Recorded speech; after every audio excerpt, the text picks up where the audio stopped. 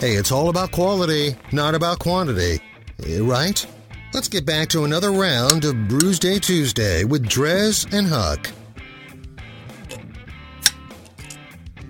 Yeah. We had differing open sounds that time, I Huck. had a little struggle to get mine open. Yeah, so mine was in the bottle. Yours is still in the can. Keep it with the can thing. That's right. But both still from our friends at Center of the Universe Brewing Company. A lot of cans anymore. Did you ask them like where that name spawned from? I mean, obviously, I feel like you've heard here Center of the Universe, but why they named their brewery that? I did not, but I mean, you know how some people are. They think they're the center of the universe. Must be it. So, Must have been Ray Ray. Yeah, Ray. So I looked that up. It said there's Ray Ray has two brothers, and one of them was a baseball player, a home brewer, and the other was an engineer, mechanical engineer. So he designed satellite guidance systems. I guess that's how they get the beer in the can. They beam it in. Beam it in. And so that's the brothers. That's the Ray Rays. Yeah, that's that Chris and Phil. That makes sense. Chris makes the beer. Phil fills the beer. There you go. Because he's an engineer. Well, I'm about to fill up my glass with this big boy. Yeah, they gave us the Deuterino. You handed me El Deuterino. Yeah. That's a white Russian stout, of course. And this is a stout brewed with lactose and vanilla. Now, I could be mistaken, but I feel like I have had this beer. I think they had it on tapped at the Camel in Richmond when I was visiting my cousin down there. We went out before like Thanksgiving or something, and I had the because I mean you see El Deuterino on the tap list, and even though it's a stout, I'm like I gotta drink that. I mean, right. I'm such a big fan of Wear not your only White bathrobe. Russians but also the Deuterino. Wear your bathrobe while you're drinking it. I wish I had brought mine. If I had known, I would have totally prepared for that. Sorry. What you got over there? Ooh, I got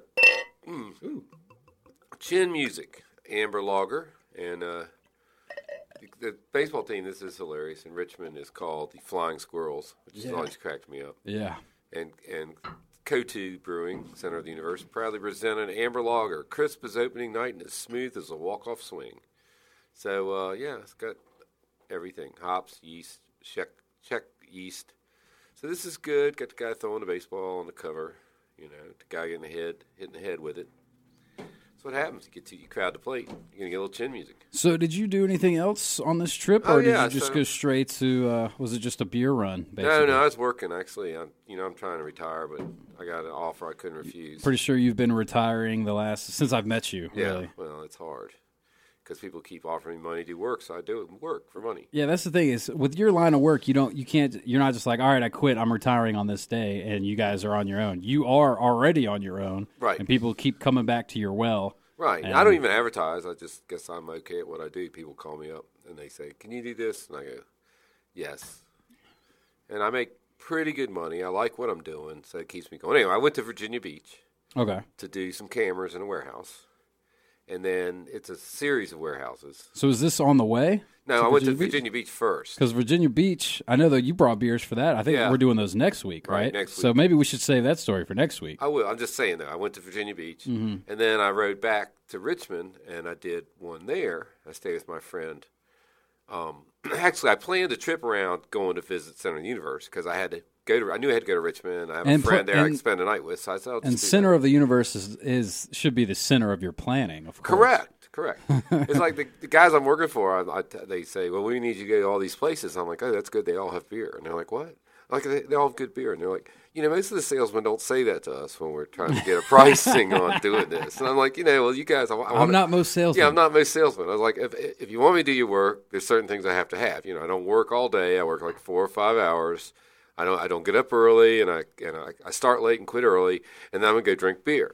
And so they had to make me sign a thing. Selling yourself. I know, that's what they said, but they still gave me the job. and they're like, everywhere you go, we don't want you taking our people out and get them all drunk. I'm like, okay, and I'm going to do that except the one place the manager is like really into beer. So I know that I'm not even going to say which one because they might listen. Yeah, well, but we're going to go out. Cool. But I'll stay extra day, so it won't affect either of our work.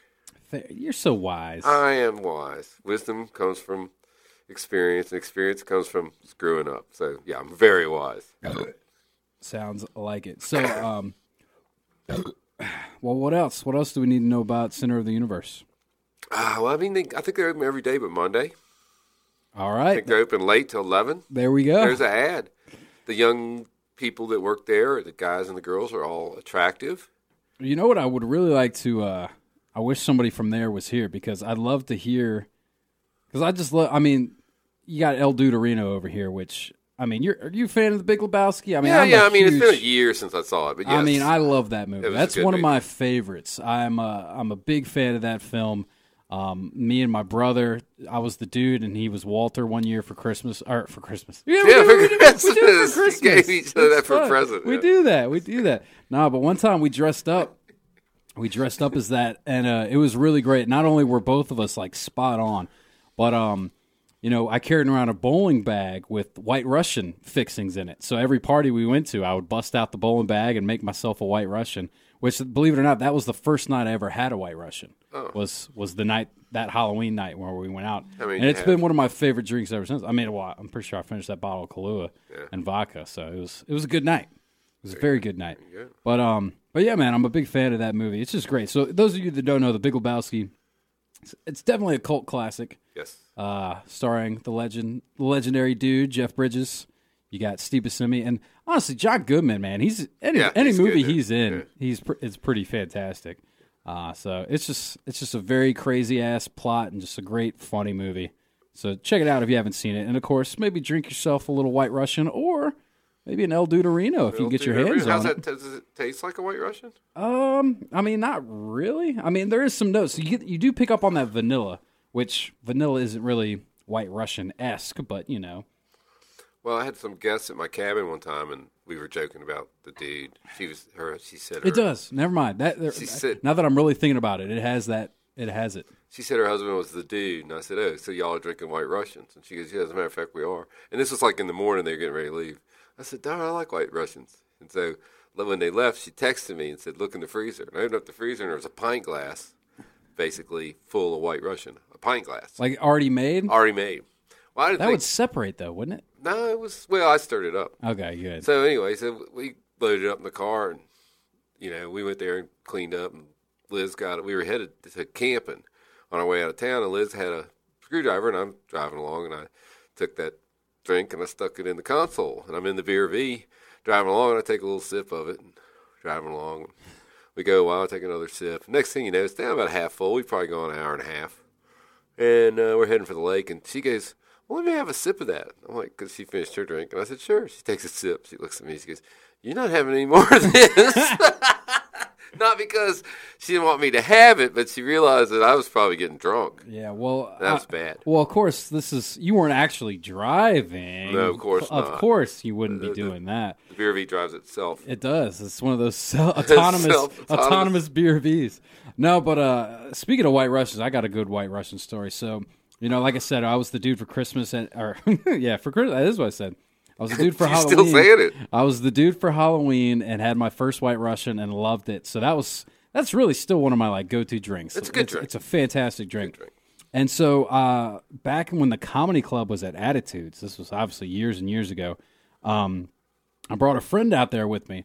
And luckily we had a hookup on drinks and stuff. So I was like, "Hey man, what do you want to drink?" He was like, "Whatever you're having." I was like, "Well, I was probably going to get a White Russian." He was like, "Oh, okay. Yeah, I like White Russians." So I get us both White Russians, and I bring it back, and he sips it, and he's like, "Oh my gosh, this is the best White Russian I've ever had." And I was like, "Yeah." So I sip mine. I'm like, "Yeah, it tastes like it's good. It sounds like it tastes like a standard White Russian." He was like, "What's in this?" And I'm like, "Well, you got Kahlua, you got vodka, and cream. half and half, yeah, cream or whatever." He's like, "That's what's in a White Russian?" I was like, "Yeah. What'd you think was in it?" He was like, "Man, I grew up with it's like I remember my buddy's mom would always drink White Russians, and one time he stole the ingredients and made some for us, and it was vodka and skim milk." I was like, "Dude, that is not a White Russian. Mom was a working girl. Disgusting." Could you imagine? Keep it cool. Keeping it clear. Vodka and skim milk. Gonna keep the calorie count down. That's not a White Russian for those that know. But all right, I digress, man. What are you thinking with your? Actually, you know what? I'm gonna go first with the El Duderino over here. All right, you do White Russian stout. I like I said, once I started to really look for the flavors, it definitely has those White Russian notes. which, like I said, I'm a fan of that. Not a huge stout guy, but man, you paint it over with some vanilla and White Russian stuff. I tend to like it. By the way, this is going to be my Untapped score, which I realized we didn't do the whole Untapped spiel on the last segment. What that is a free beer app that I can burp while I'm talking about it, and basically tell you that essentially you can download it to your mobile device, and it's a great way to keep track of what beers you've had, where you've had them, who you had them with, what you think of them. There you go. It's that simple. You give them a rating of 0.25 to 5. And it now tells you where beer is. Like if you want a certain beer, it'll tell you where you might find it. Mm-hmm. It's a good app. It's very convenient. Not only a good app, but this is a good beer to enter on there, man. Not too stouty, very smooth. El Duderino, and you know what? I'm not going to lie. I'm going to give it an extra little oomph because of the name. Clearly. 4.5. 4.5. Smelling a high score coming. I was smelling it. Good beer. Oh, yeah, and I didn't even say. Speaking of smelling, what is the ABV on this bad boy? Probably about 9, 10.